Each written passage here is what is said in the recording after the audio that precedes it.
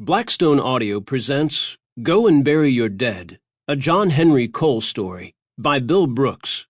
This book is read by Eric G. Dove. Chapter 1. The Pinkerton and the killer sat across from each other at a back table in Carl's Liberty Palace saloon on a quiet Sunday morning, with only the company of a barkeeper fat as a bulldog who slept atop a billiard table. And then there was the woman with platinum hair.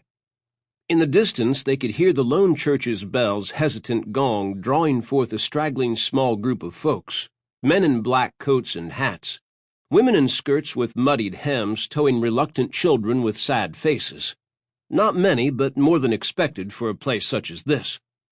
Otherwise, the outer world of Guntown was quiet, the whores all still asleep in their trundle beds within the walls of small cribs, those walls papered with yellow and curled newspapers and catalog pages for insulation more than reading among the mostly illiterate flesh. Usually in a corner was a washstand with basin of fetid water, the languid air still smelling of sweat and sexual musk, cigar smoke, stale liquor, and hopelessness. At the opposite end of town from the church stood the tent city that was temporary home to gunfighters, pimps, gamblers, luckless prospectors, and saddle tramps on the drift. A movable feast of humanity, as the local and lone town official referred to it.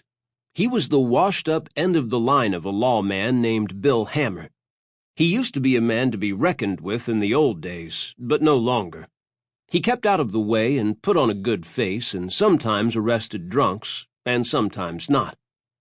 All along the main drag, the doors of any sort of honest business were locked, awnings of white and green stripes rolled up, closed signs hung in windows with the husks of dead flies adorning their sills.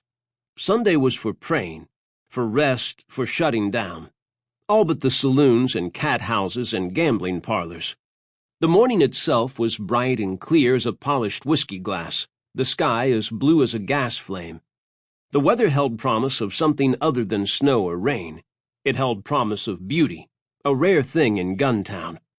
Down at the telegraph office, the telegrapher slept with his head on his forearms, his key silent for once, the old man glad for the relief, his shoes unlaced and kicked off, a hole in one sock that let a big toe poke out. Up at the liveryman slept in a bed of straw in an unoccupied stall, the sweet, warm, milky scent of a brood mare and her colt in the next stall.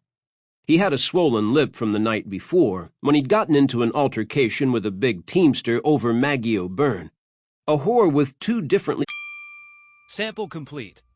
Ready to continue?